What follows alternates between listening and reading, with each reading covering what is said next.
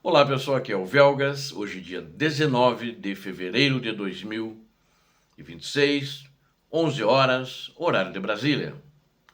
O apocalipse digital, bloqueio do Starlink gera massacre de 20 para 1 e Ucrânia avança.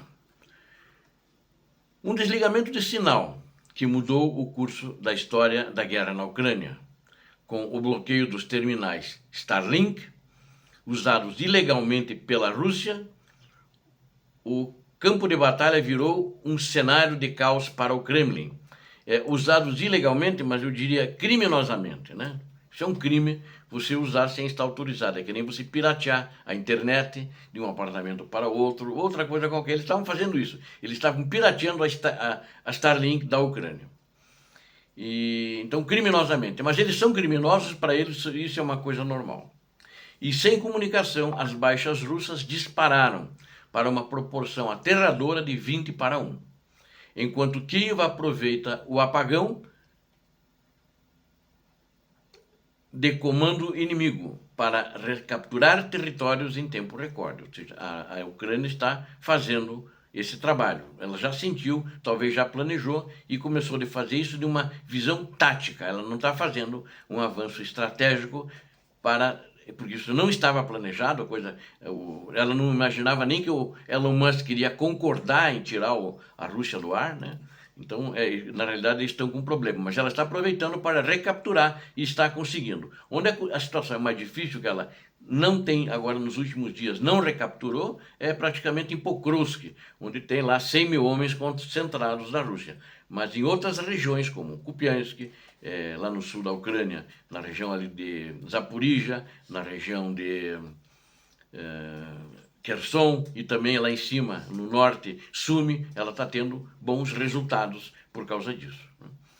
E é muito importante a gente notar que ela está recuperando territórios em tempo recorde, inclusive, avançando muito rápido, como eu noticiei ontem, né? Descubra como a tecnologia essa da Starlink, ou a falta dela, está decidindo quem vive e morre no front, né? Essa é uma opinião minha. O que acabou acontecendo é isso, ou seja, a tecnologia é importante. Ela pode ser usada para tomar decisões que venham fazer avanços ou recuos de um exército e que para isso morra gente. Ou seja, ela decide, ela ajuda a decidir quem morre e quem sobrevive. Imagine você estar no meio do maior conflito da Europa moderna e de repente perder a única ferramenta que permite coordenar seus ataques e seus drones. A Rússia, né? Foi exatamente isso que aconteceu com as tropas russas.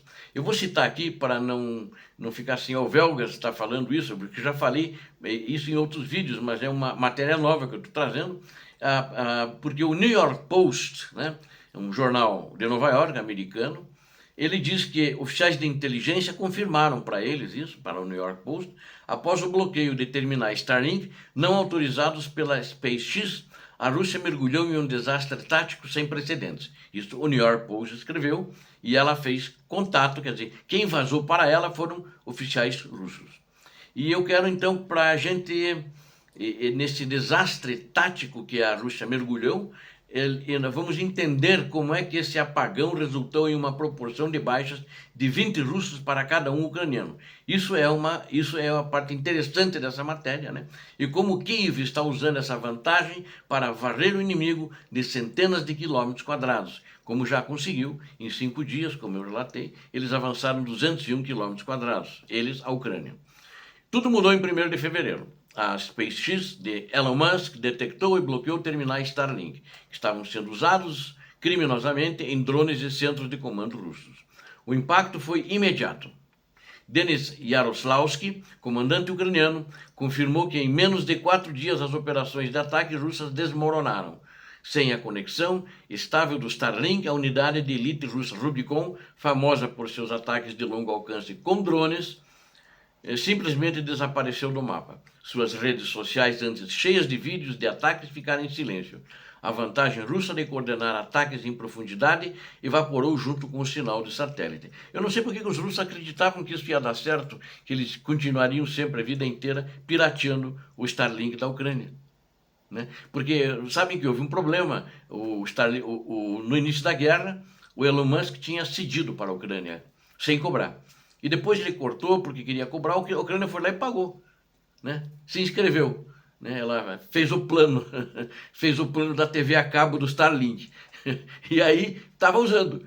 Só que foi pirateado pelos russos que queriam ver a TV a cabo com o que os ucranianos estavam fazendo. E a Ucrânia descobriu e foi lá e cortou, falar com o Elon Musk. E aí a Ucrânia começou a virar o jogo taticamente no teatro de operações. Os números que chegam do front são de revirar o estômago para qualquer estrategista militar, isso sem sombra de dúvida. Um comandante ucraniano, ele usou um codinome, não quis se identificar, chamado Jackie, revelou que em certos setores a proporção de mortes atingiu um nível bizarro de 20 russos mortos para cada soldado ucraniano. Isso é altíssimo isso, né? Mesmo onde a luta é mais equilibrada, a vantagem ucraniana saltou. Era praticamente 1 para 1, onde estava muito atrito, não havia avanços de nenhum lado, ou seja, saltou de 5 para 1, ou seja, 5 russos, 1 ucraniano. Perdão, ela saltou de 5 para 1 russos para 13 para 1, 13 russos para 1 ucraniano, após o corte do Starlink, ou seja, a Ucrânia ficou estável, manteve a mesma proporção e os russos aumentaram bastante. Sem comunicação em tempo real, as tropas russas tornaram-se alvos fáceis, sem direção, sem apoio da artilharia preciso, incapazes de relatar posições inimigas. É uma guerra de cegos contra quem enxerga tudo. A Ucrânia não perdeu tempo. Aproveitando-se dessa desorientação russa, as forças de defesa da Ucrânia recapturaram mais de 200 km² em apenas uma semana, segundo o Instituto para o Estudo da Guerra. Este é o maior avanço territorial ucraniano desde a contraofensiva de junho de 2023. Então, essa é aquilo que ele fez uma contraofensiva em 2023. Enquanto os blogueiros militares russos imploram por soluções nas redes sociais, as colunas ucranianas avançam sobre posições que perderam contato com seus generais. O bloqueio do Starlink não foi apenas uma medida técnica, foi o gatilho para uma retomada histórica de território. O Kremlin está desesperado para tapar esse buraco negro nas comunicações. Relatos indicam que a Rússia está tentando implantar pontes Wi-Fi improvisadas com torres LTE e até cabos de fibra ótica em plena zona de combate. São soluções vulneráveis e são lentas, ainda não estão implantadas. O especialista Sergei Beskrektov mencionou que os russos estão testando o projeto Barrage 1, Barrage 1, que tenta usar plataformas 5G na estratosfera para substituir os satélites de Musk. No entanto, analistas avisam, levará pelo menos de 4 a 6 meses para que qualquer sistema alternativo seja funcional. Até lá, o exército russo continuará operando em um campo de batalha do século XXI.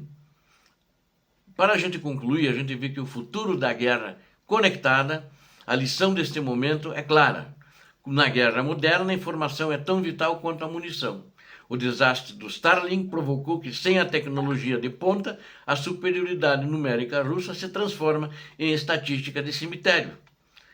Kiev ampliou seu contra-ataque e agora dita o ritmo. A pergunta agora é: poderá a Rússia sobreviver a esse isolamento digital? Ou veremos uma retirada em massa antes que o próprio sistema de comunicação seja instalado? O tempo está correndo e ele não está a favor de Moscou. Diga-me o que vocês acham disso. E para concluir, eu diria que o silêncio nos terminais Starlink ecoou como o grito de derrota nas trincheiras russas. No teatro da guerra contemporânea, a queda de um sinal de satélite pode ser mais devastadora que o impacto de 1000 mísseis. Enquanto a Ucrânia avança sobre as brechas de um exército desconectado, o mundo testemunha uma verdade nua e crua. A força bruta nada vale quando a inteligência se apaga. O contra-ataque da Ucrânia não é apenas sobre terra, é sobre o triunfo da inovação sobre a estagnação. Para o Kremlin, o preço da desconexão está sendo escrito com o sangue de milhares de russos, em uma proporção que a história dificilmente esquecerá. Obrigado a vocês que assistiram esse vídeo, eu conto com vocês. Não se esqueçam disso. Deus abençoe a Ucrânia, Deus abençoe o Brasil, Deus abençoe a todos vocês e suas famílias, paz e bem, paz para toda a humanidade.